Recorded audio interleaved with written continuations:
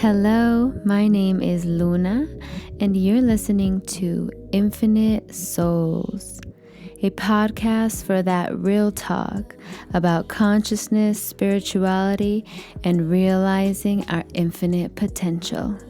Mucho, mucho love and light.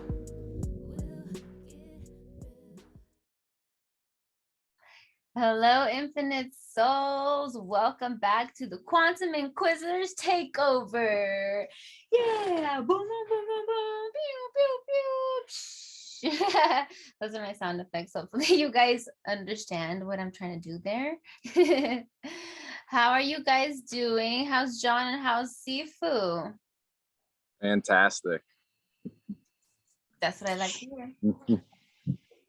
Odlić not at a pravda, which means excellent. This is the truth. Everything is sunshine and rainbows, right? Well, I've got the sunshine. There's a rainbow there somewhere. Yes, I saw it. I saw a little twinkle. That's wonderful. Well, I'm glad you guys are great.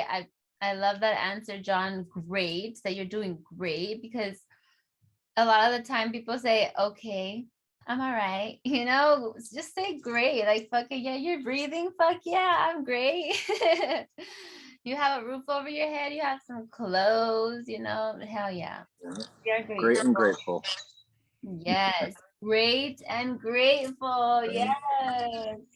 I like that one. Yes, I love that. So I'm gonna get that tattooed now. I'm great and grateful. I like that. Okay. Oh my gosh. So today, for the people who are listening, if you have been following along, this is the last and final episode of the Quantum Inquisitors. Hopefully I will have you guys back soon, very soon, you know, on here, on Instagram, wherever. So since it is Friday, I thought we would do a little Friday's philosophical questions. Just because I just want to get into some interesting topics, or some mainly topics that expand your mind, because I feel like as a collective, that's what we need more of: mind expansion, open-heartedness, and open minds, right? Open and available, and because that way we can help each other, you know, and it's not so much of a competition. And I think that it leads me to my first question, which is my Friday's philosophical question. And so so I'll give you guys a little backstory of the question, how I came through it. I was in the shower. I usually get downloads in the shower because, you know, you're relaxed and you're like in the kind of in a meditative state. It's a meditation, you know. And sometimes I do meditations in the way I breathe and get into gratitude. And also water holds memory. So all that water, wherever it's traveled from all the way here, everything that's been through, you're able to get knowledge from it as well. And so I was remembering when I was a little girl, because I've been trying to really authentically show up for myself with confidence. And I used to be confident when I was really, really young, confident that I would be famous, confident that I would be a famous singer, right?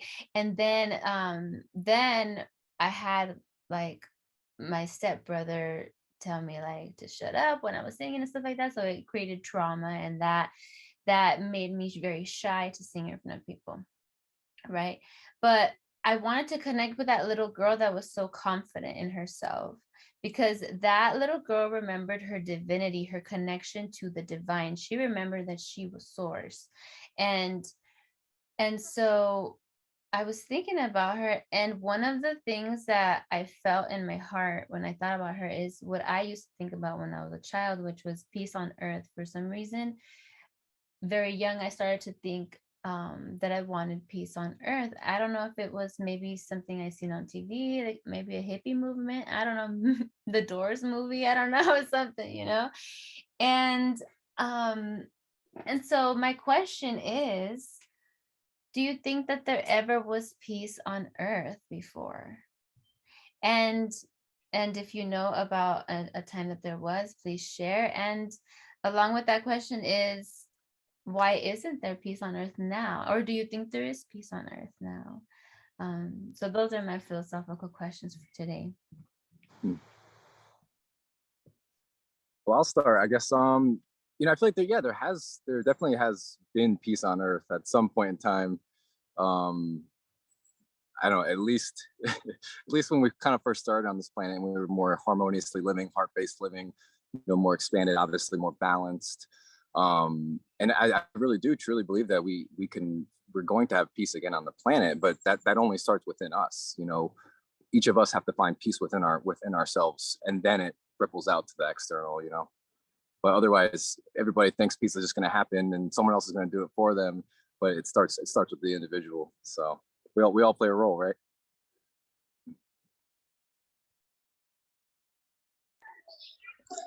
Indeed, very, very true. I'll answer the question with a question. Firstly, my seafood would say something mystic like, has there ever been peace on earth? Is there peace in you? Because how can there be peace on earth if there isn't peace in you? For me, I'm very much into the Tao, the way, the balance. And the Tao, the Tai Chi symbol is actually about this flow. Everything flows. So there's this interesting concept, like we talk about perfection or like peace. And I think, like the perfect relationship or the perfect point in your life. And I think perfection exists. I really do think it exists, but I think it has a lifespan.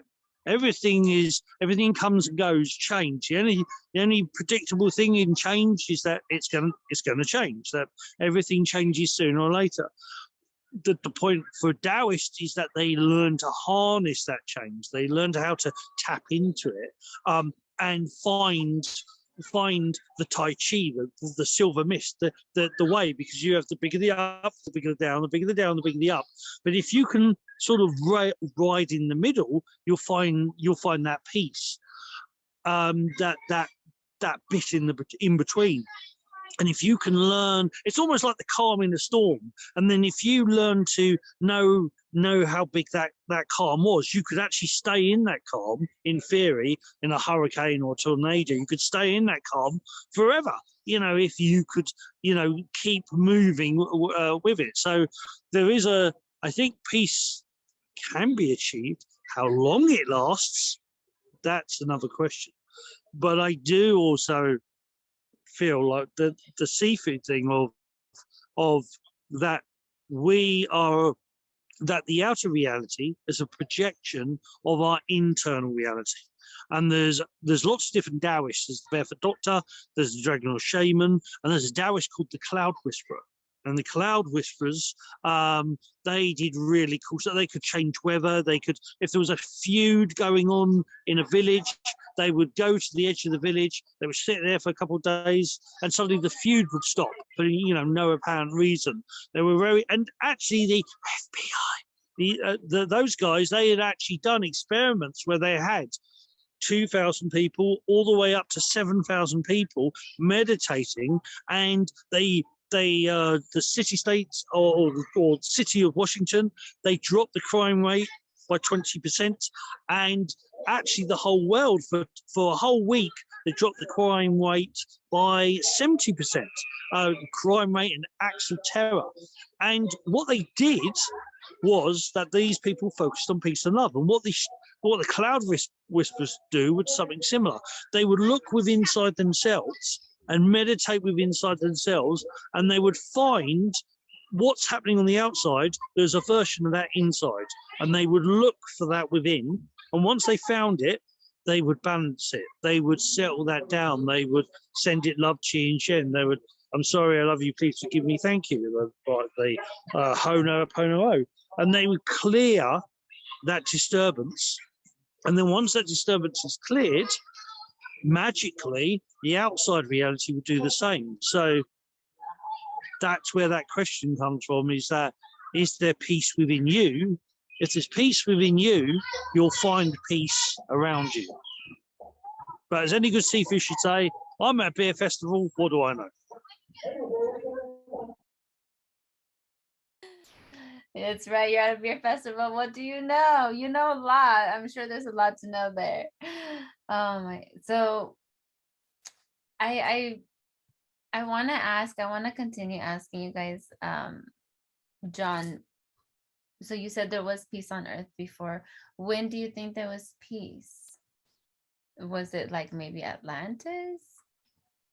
I mean, I would say, yeah, like back when Lemuria was, I guess before the whole war kind of broke out and whatnot, before we started descending in consciousness. That's how I would put it, I guess.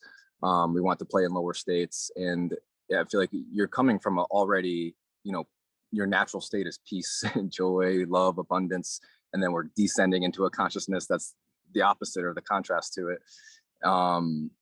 So yeah, I would say that for sure. Then I don't know, between then and now, I'm sure there's been periods of overall peace, but maybe, I don't know. That's a good question. Yeah, as you're saying that, I'm just thinking like, so hear me out. When you are born, when you come into existence in this physical plane, you are technically your peace, your love, you're that light, right? You're just pure. So you technically have experienced peace on earth in that present moment, because the present moment is all that exists when you're born. So yeah, there was peace on earth once in your life. And then you descend into your own conscious trauma after you get the trauma from being reared from ages 1 to 6. I don't mean that with the pun intended, but it's still funny. But so then you descend into, and then that gets me thinking, that's what heaven and hell are. That's what heaven and hell is for me. And I think that heaven and hell can be experienced here on earth, right? I don't think it's a place that you go to. I think it's a place in your consciousness. And so if all that is the present moment and all that we are is loving consciousness, then we always have the ability to tap into the peace. But it's our own demons, if you want to call them demons, shadows, energies, traumas, programming, all that, that create the shadow and the disharmony that what is the opposite of peace, right? And I think that all of us, there isn't peace on earth now because we all have a lot of collective trauma, and especially it's getting cleared out right now. And so we've all descended to the depths of our own mind in some way, in one shape or form, even though we may try to deny it. But each person has to awaken on their own, in order for them to want to go and heal those parts in themselves so that they can have peace in those troubling times. And that peace is kind of like, what is peace, right? That's another question. What is peace? What's your definition of peace? Like, peace is like, it's just it's a space where time doesn't exist, people don't exist, your trauma, all the bad things don't exist, because it's kind of like suspended outside of time. But that's how I feel it. But you still can see from observance, because you're in a higher perspective, you can see what's happening before you. So you can be in a room where people are fighting, but you still are in that observer seat where there's peace. And you have to be in the observer seat, I guess, at that point. But what is your definition of peace? It's hard to define. What I would say peace is if once you clear the distortions that the mind has created for us, where all our suffering really has stemmed from, and you enter in that heart space where your true self, the true expression, the truth of who we are can kind of fill you more. I feel like peace just comes naturally at that point. If we can continue to do that, you kind of gather more and more peace for yourself, and then you kind of eventually project that out to others. Yeah, that's why I'd say peace is, yeah, just get out of the mind into the heart.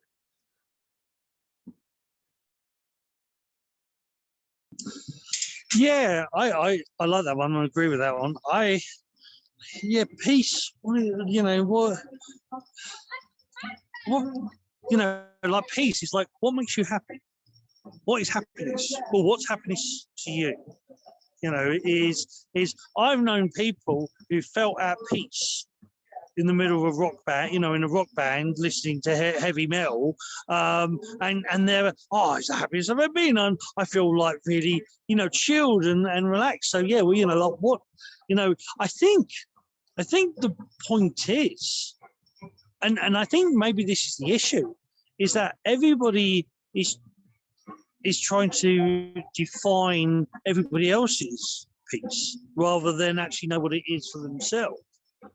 And if peace is subjective, if peace is your own internal feelings and understandings, then for there to be world peace, everybody has to be going in their flow. Everybody has to be balanced within them and being in their own personal happiness. So that means, and I think, like you said, has there been peace? I definitely think there's been versions of it. I definitely think I heard of the Ubuntu. The Ubuntu tribes in Africa were a self-governing system where, and it could be 5 people, it could be a whole city. In actual fact, there's a guy called Michael Tellinger that's doing it now in different places all over the world, and they've had like a city of like 100,000 people. And what it is that everybody gets to, everybody donates so many hours every week to do all the chores of the city, and then they do all the chores of the city, and then you have all the rest of the time to do whatever you want. So whatever brings you peace, whatever brings you. So if you want to do microgreens, if you want to create organites, if whatever it is you want to do, the rest of your time is yours. And we have totally the opposite of that in society. Everybody's like desperately earning money to pay for the things, and it's like, I don't know, this is a controversial thing for some people. We made money up. Money, the Matrix. Money is the Matrix. We literally made, pardon my French, we made shit up to then go and buy more shit. I mean, how crazy is that? And it's like, especially if you can find ways to have unlimited resources or find people who do that, I think you'll find peace. So yeah, I definitely think peace is achievable, but not in the way that they think, not in the way they're doing it right now. Yeah, I totally agree. I totally agree with everything that you said, Sifu, and John.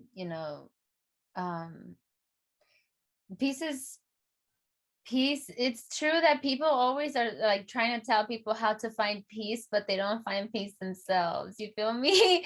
Like, go find the peace, and then when you truly are that peace, you just radiate peace, and people just know that you're peaceful without you saying or telling them, and they'll be asking you, hey, what you doing, let me know what's your secret, and they want to be around you more and things like that. So yeah, find that inner peace within you, and then if that just starts to radiate, people around you it's contagious.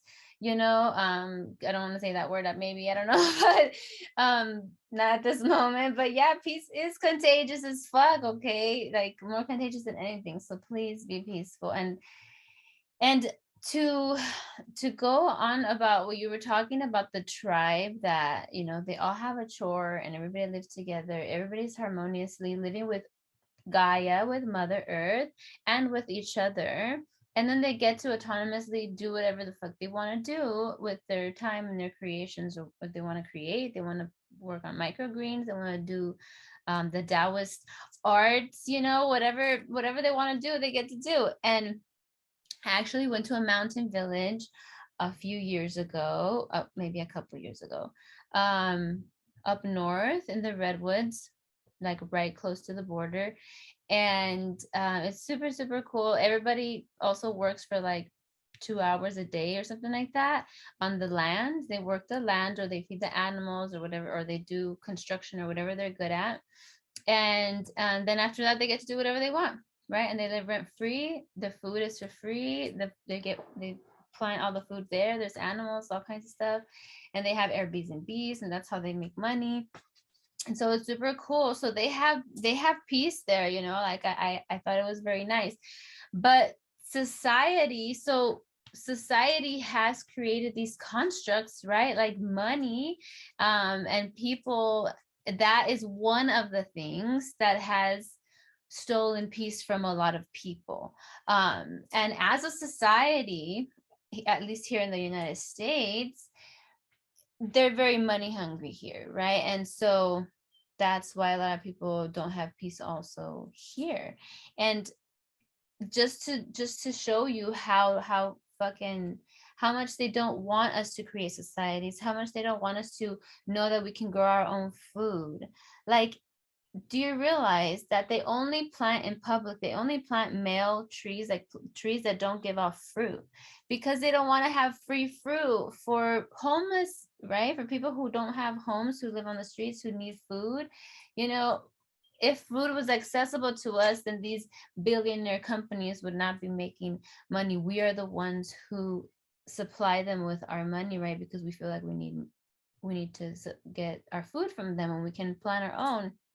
So I know a lot of people don't have space to plant, you know, trees and things like that, but there are some vegetables that you can grow easily on your windowsill. You know what I mean? And that helps. So I think that the future of society, if we want to find peace, is to live with the land like that. How Sifu said. And you're already seeing it too. Even in the city, they have people all of a sudden, like more and more people are getting into growing on the rooftops and using whatever space they have, because you know you can really grow a lot in a small amount of space if you do it right, or if you do it efficiently, I guess. And you're just seeing a lot of people are getting the hint. A lot of people are like, okay, this is probably where we should be moving, and it's a lot more sustainable.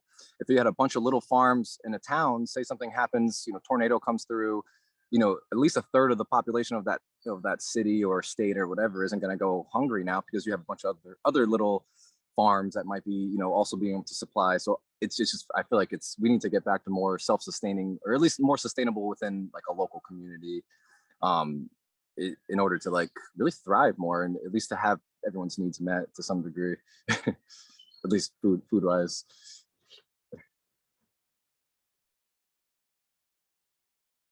Yeah. I think I was just going to say, as the band starts off again, I think for those on audio, it's Boggy, Sifu Boggy, shaking his head like a madman. I think the other thing to consider is that if reality, if you look into law 1, rather law 1, they talk about like we're all source, we're all God, and we're all here to learn. We're all here to experience different things. Now, the thing with peace, again, me being slightly controversial maybe, is that if you think of Christmas every day, you know, people, I wish it was Christmas every day. After a couple of 100 days, you get bored because it's Christmas every day. You're getting everything you wanted all the time. And is the issue, it's controversial, is the issue that the problem with peace is that after a while, people sort of somehow, sort of start to disrupt it, or there's a certain people, or the whole idea of peace is an individual thing. So unless you have individual peace, if you're doing the peace for one if I fed you tomato and basil sandwiches all the time, if you love tomato and basil, it'll be awesome. If you don't like tomato and basil, sooner or later, we're going to have an argument. So it is that peace doesn't last because we're seeing it from a distorted perspective where we think it has to be one way, it has to be this. And also, we live in a universe where we're here to learn. So maybe peace, what is ascension? What is enlightenment? Isn't that a form of peace that you get past that certain level? You see more of what you need to know. When you're very stressed, you see very limited amount of stuff. But then when you meditate and you calm down, you see the bigger picture. So is peace a state of mind, a state of well-being? But hey, what do I know? What I'd also say is, that's why we're raising our consciousness, because it's like I forget, was it Einstein or something? There's some quote like you can't solve a problem with the same level of consciousness that created it or whatnot. And I think that's why the planet has to raise in consciousness. Otherwise, we'll just continue to do the same thing we've been doing for thousands of years, fighting, arguing, and greediness, resources. We've been doing it for so long. I think we're finally ready. At least some of us are finally ready to continue on to a much more harmonious, relationship with one another. Fuck yeah, we're ready. I can speak for my community. Fuck yes, we are ready. So constant peace or continuous peace is not possible, right? It's not, because it's always, our emotions are always changing and everything. And we need the contrast in this society, in this dimension. Sifu, or John? This is a question. Well, I'd say if you can find peace now and still go through, difficult times or challenging times or be triggered, but still overall, I feel peaceful if we're centered in our heart, because our heart is more neutral. The heart has that neutral, unconditional space of love.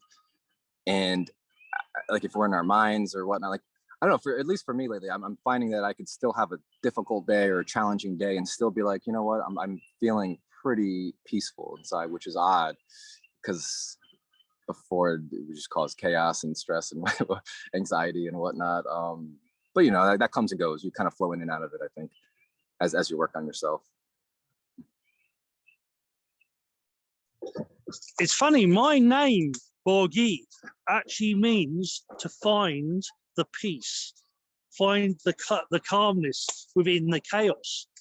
Hence, I could be very chill, talking about philosophy in the middle of a rock concert, a beer festival. And yeah, it's that idea of my Seafood's did a lot of training on this with me, and it was a very interesting concept. They'll put you in situations where mayhem is going around you, things are falling, and they want you to be calm and cool. They want you to be centered.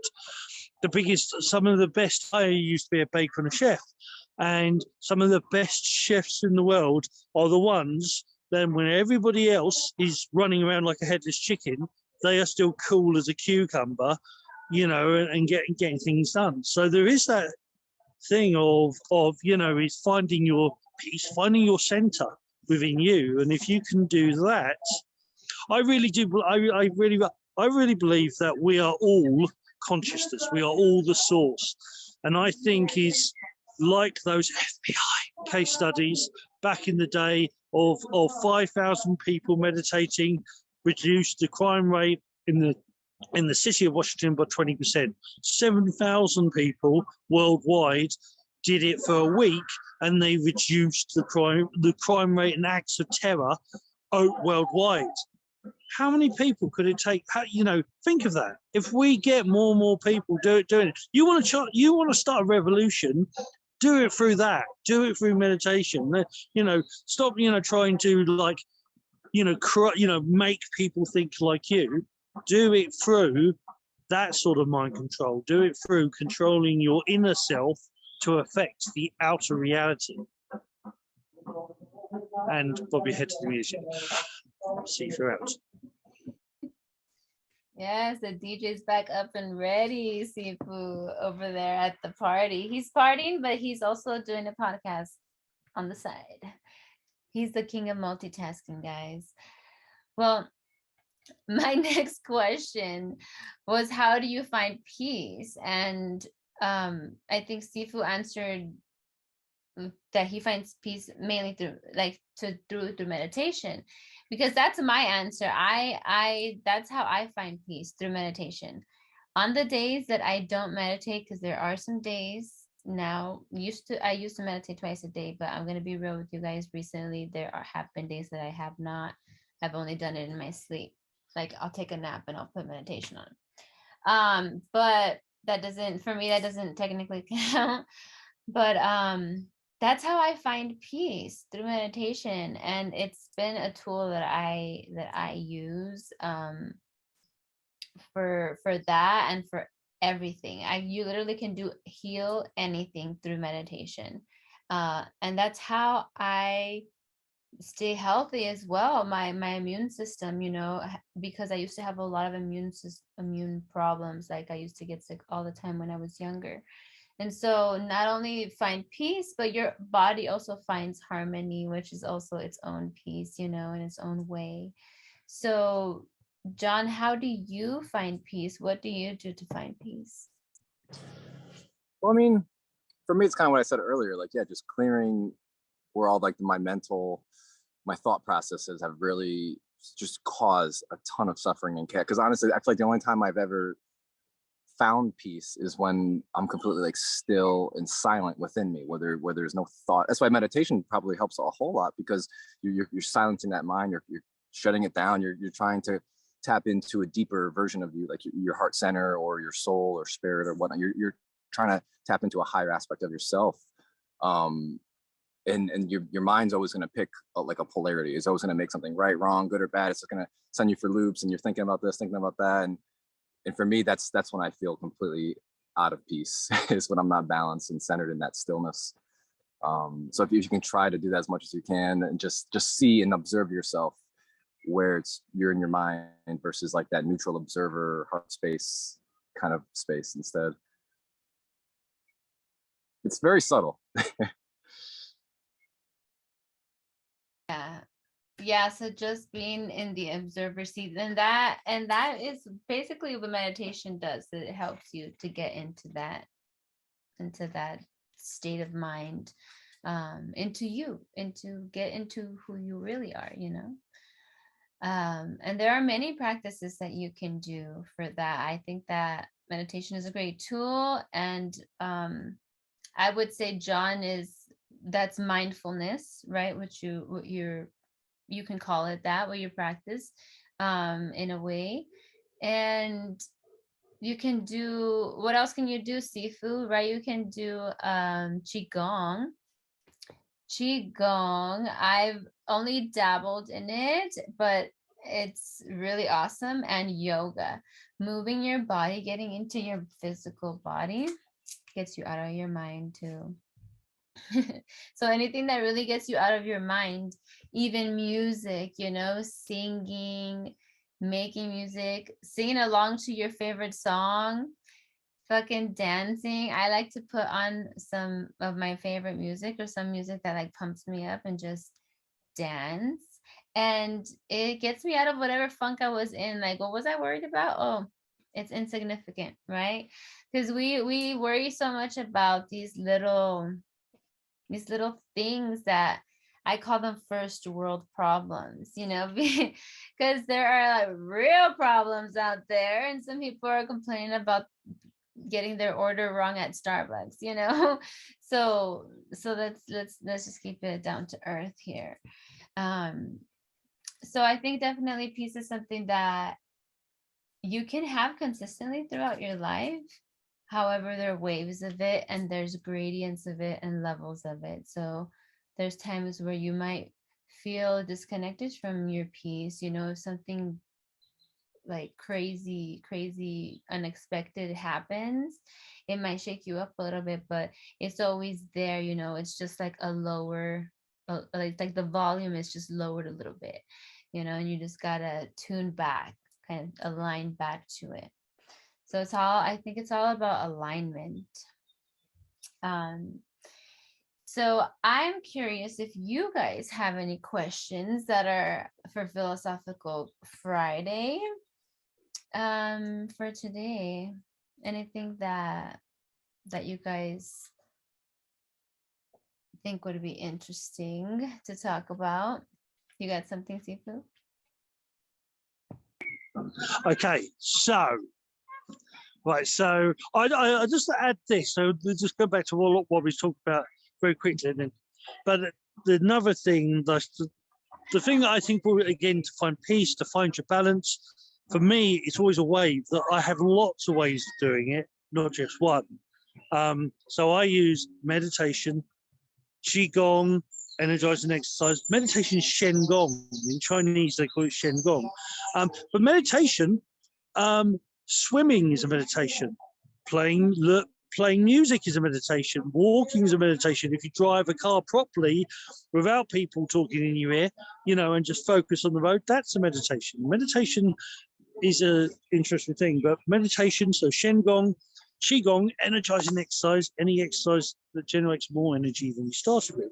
And then Neigong, which is Taoist yoga. Now, they are the ways I also connect, supercharge myself, and also I connect to the universe, connect to source. So my question for you guys, the universe, whatever you call it, whatever it is to you, how do you connect to it? You know what I'd say? Well, it kind of ties in both of like how we would connect to it and also like how to find your peace. I'd say just really just being in the present moment, right? And I feel like that's where number one, you're in peace because you're not in your mind. You're not living in the past or the future, but you're here now. And I feel like that's pretty much like the only place to really connect it to a higher aspect too. You can't connect to it in your mind. You have to connect to it here now, in like a heart connection. Or you feel it. Like it's more energetic, I guess, than anything. Yeah, you feel it. Yeah, you just be here now, really. How else could you connect if you're not here now? That's true, because you can't. When can you connect? Well, the way that I connect to source consciousness is I close my eyes and I take a deep, deep breath. The breath connects me to source.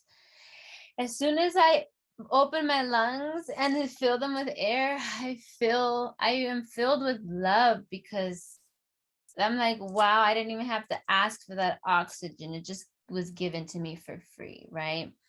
And it sustains me, and I don't pump my own lungs. They pump themselves on their own, like, thank you, source, right?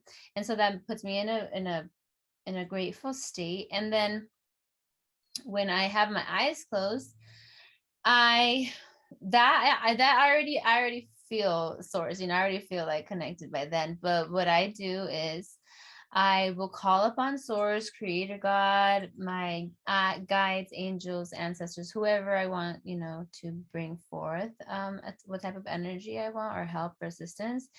And then what I do is I imagine, and there's a name for this technique. I am not sure the name of it, but you imagine a light above your head entering the top of your crown, and the light going through your body all the way down the center, all the way down to your root, and coming out of your feet, and have your feet flat on the ground. And whether you're sitting or standing is fine, but your feet flat. And so feel and see that light, like a lightning bolt, going through from the top, being source, connecting through you, and connecting with Mother Earth, with Pachamama. And then you can reverse it and see the energy going upwards from earth to source. And that connection right there, that heals your DNA. So, and you can do that just in your imagination. Once you get better at it, like you start doing it more often, you can do it like really fast and instantly. And I start to see lights. Like I see a big light come in from bottom, and from the top, It's usually like white or golden. Yeah, so I don't know. I think Sifu knows the name of it. Pillars of Light.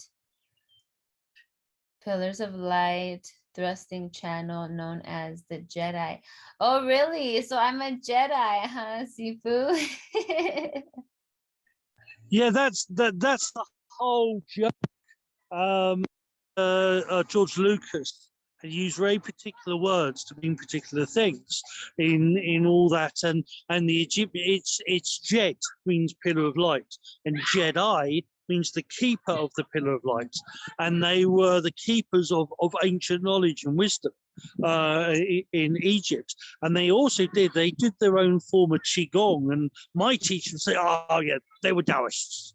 But when he said that, you know, because like we think of Taoists in China, he talks about the Taoists didn't come from China, didn't come from Egypt, they came from somewhere else, and they always point up.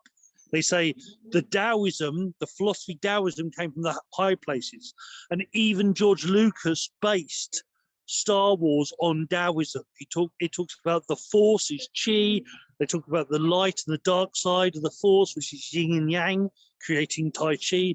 Even in the other stuff which Disney didn't use, but anyway, you've got a thing called the Grey Code, and the Grey Code are like the true Tai Chi Taoist, which is balancing the light and dark. So the Jedi means we came from Egypt, and it's the pillar of light.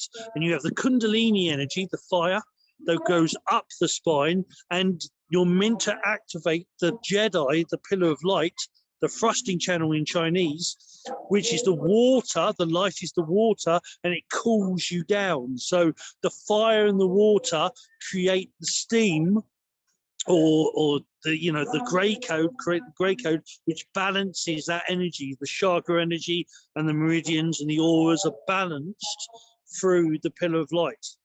So there you go. Wow, thank you. Thank you, Sifu.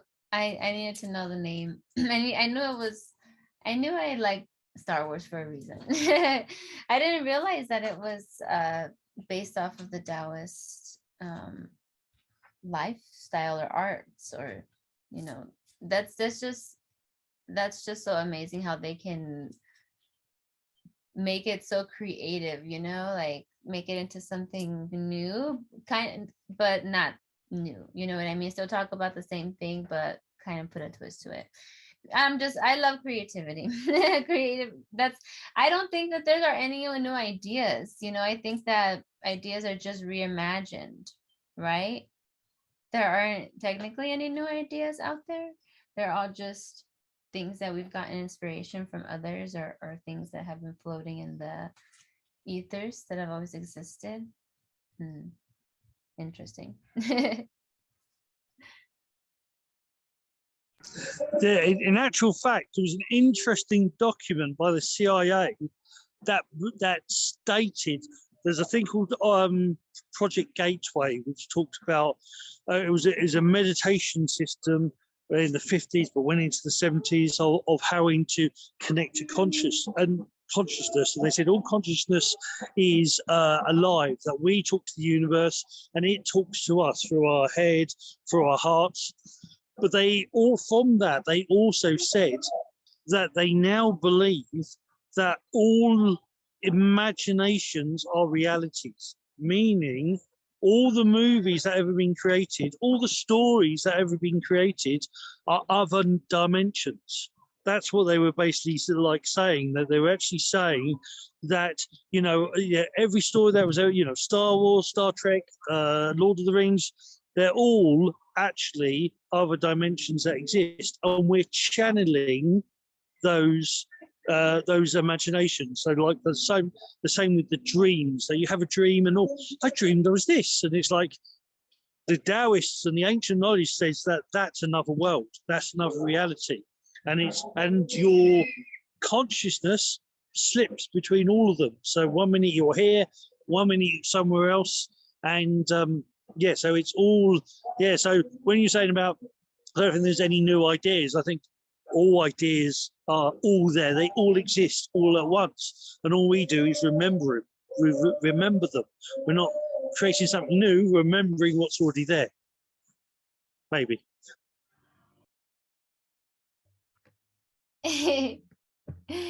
Yes, I love that. Did you have something, John, that you wanted to add to that? No, honestly, I had never really thought of this topic. So that's interesting. But I would say, you know, maybe marinate with the idea of like Star Wars being like a documentary for us, you know, in consciousness in general, that we've already kind of lived out or are living out simultaneously, however way time works, if it's all happening now, right? So yeah, a lot of codes in there. Yeah, that's interesting. So if you know everything that's why you see things on TV, you see them in a movie, and then you see them happening in real life in society, because they've already created that potential, right? That potential timeline, and now it's just like we're seeing it manifest, or maybe it overlaps. There's a glitch in the matrix. I don't know. I've been seeing a lot of glitches in the matrix, but no need to fear, everyone. No need to fear. Please have peace in your hearts. My whole purpose for this episode is I wanted to bring peace to the collective, because there's a bunch of crazy shit happening everywhere. And that's, you know, to be honest, in my world, there isn't any crazy shit happening. I feel very at peace, and there's not much conflict in my life. Thank God, you know. But if I do get on social media, if I do see the news, if I talk to somebody who is always watching the news, or some, for example, then I may have something that they said maybe rub off on me, or maybe a word, a little drop of fear may come and stick with me that day, you know. And it's up to me to clear myself from that and find my peace again. But there are people who haven't ever known peace, who don't know what it is, who never felt it, or don't remember. They felt it before, but they don't remember. And so I would like to see if you guys have any words for someone who is struggling to find peace and is wanting to find peace right now in these times. What can they do? What words can you offer for them?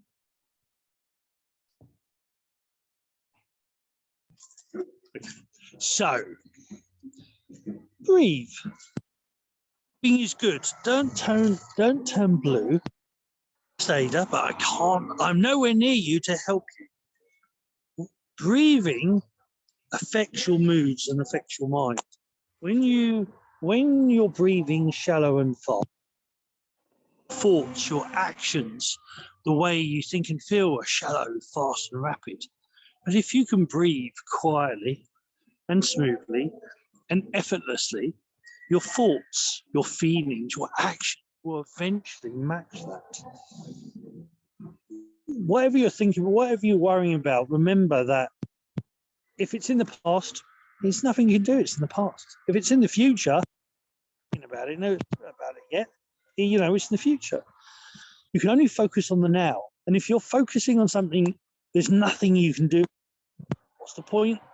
You know, losing that peace. What's the point worrying about it? There's nothing you can do. Do about something about it. Do what you got to do. But remember that worry, tension, anxiety, it causes stress in our body, which that creates tension. That tension eventually leads to illness, which leads to your demise, to death. So don't worry, don't get angry, don't get frustrated, because it'll kill you. You know, learn to breathe, learn to flow. We react far better from a place, which this whole episode has been about. It's finding that center. Find that center. And there's been there's been movies about it where, you know, like there's one I'm thinking of, like the sportsman. He's hearing all the voices in his head of his parents and everybody, and you know, he's trying to focus, and it's all that noise of 60 to 90,000 thoughts in your head, and he goes, stop, now stop, breathe, and he's bouncing the ball. He's tennis player, he's bouncing that ball, and he's just breathing, and he's just being, as John said, being in that moment, just bouncing the ball, focusing on that moment, and then he takes the winning shot. And it's that whole idea is that when you're in the midst, a mix of all that chaos, you can't think straight, and you have no peace. But listen within, listen to your heart. Close your eye, put two hands together. It's an ancient, people think it's religious, palms together. Prayer position is 10,000 plus years old. It's balancing the left and the right side of the body as one, drawing it to the heart, balances one. Draw yourself back to that center and breathe. Breathe in. So you can't breathe in anymore, then breathe out. So you can't breathe out anymore, and repeat the process. Imagine that wave, sitting, balancing yourself on that boat, riding that wave, and just allow yourself to flow back with the heart, back with yourself, back to your center. So even if you're in the middle of a beer festival with music playing in the background, you can still find your own center. Just breathe. See you out. That's solid advice, Sifu. Thank you. Well, Luna, what was the question again? I'm sorry, I was distracted for a minute. It's okay, no worries. So the question, this is our final question before we end the podcast for today, but is for someone who's out there who is wanting to find peace and doesn't quite know how, what words can you offer for them to help them find peace in this crazy ass world? Well, you brought up a good point. Like where you were finding peace with like music and singing. And I feel like I think Bashar, he always says that. Whoever, I forget his name, who channels him, but that's solid advice. Always follow your highest joy. Because I feel like when you're in joy, when you're doing the things that bring you alive, that you want to do, because it's just like you just whatever it could be. It could be anything. How can you not be in peace? You're doing exactly what you enjoy. You're living, and time, it sucks because like time always flies when you're having fun, kind of a thing, and then most of the time we're in our heads or we're doing something that we don't necessarily want to do, so we kind of pull ourselves out of that peace, and then that time kind of feels longer and it elongates, and it just seems like when you're in that, well, kind of going back to like just being in the moment, even if you're doing something you don't prefer, if you can find any sort of gratification or joy in it, it just makes it, I feel like it automatically, peace will kind of enter your space a bit more too, Mm-hmm. Yeah.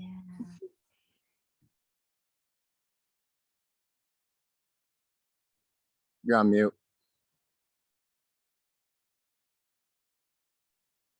You're on mute, Luna. Oh, my bad. Hey guys, that's great advice. Solid advice. Thank you, John. I couldn't agree more. Finding peace. What I would say, a way that you could find peace if you're struggling to find peace and you want to find peace, you can get into gratitude. That is something that can shift your mood. Like John was saying, if you're do something that you enjoy, but let's say you're doing something that you don't normally enjoy. If you begin to offer gratitude to what you're doing, like let's say me, I don't like to wash dishes, right? But if I go and I thank each plate, like, wow, you fed me, I ate off of you. Thank you. I have a dish. There's people out there who do not have a dish, Thank you. And you start offering gratitude or being grateful for whatever you have. Get a notebook, get a pen, and write down a list of 10 things that you're grateful for. They can be big or small. You can be grateful for the oxygen that you're breathing right now.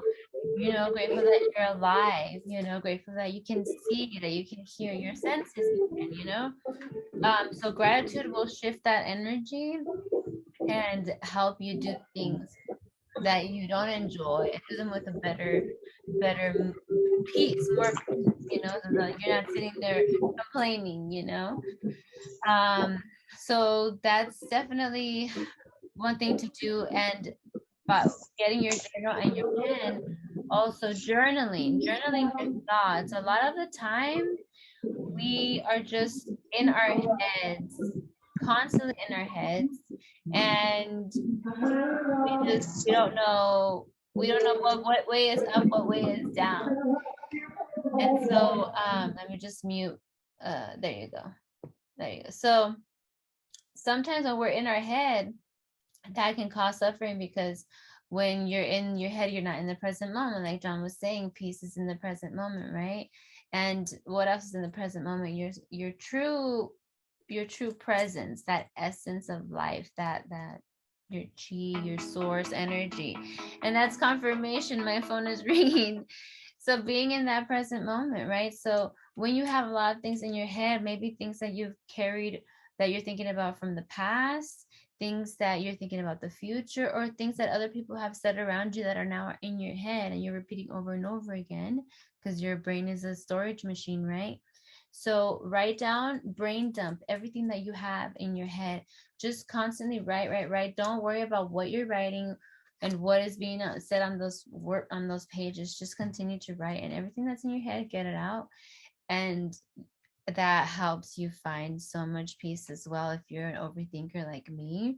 So these are all different advice for different types of people that are out there, because there's different ways of finding peace, and there's different levels of peace and levels of discomfort that people can experience, So yeah, I think we've given good advice today. What do you guys think? I'd agree. Yeah. I think Yeah, you guys, good stuff. Yeah, we're a good team. We make a good team. It's been a great one. I've enjoyed this one.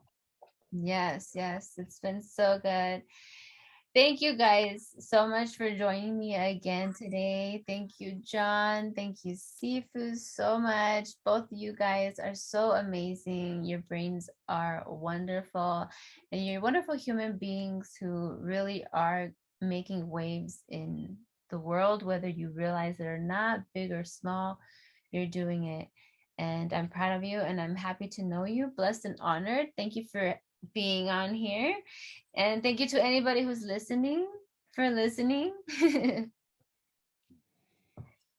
Thank you, Luna. Thank you. I appreciate it. Thank you, Sifu. Honestly, it's been awesome, and I'm honored that you guys we all did this together. Really, and that I could be a part of it. And thank you for whoever's listening too. Yeah. Thank you, John. Thank you, Luna. I love both of you. You're freaking awesome, you both of you. And it's been a great pleasure doing these Inquisitors, being Inquisitors together. And I've loved it immensely. Thank you. Yes. Thank you. Hasta luego. Mucho love. Until next time, I hope to have you guys on back soon. And yeah. Ciao, ciao. Bye.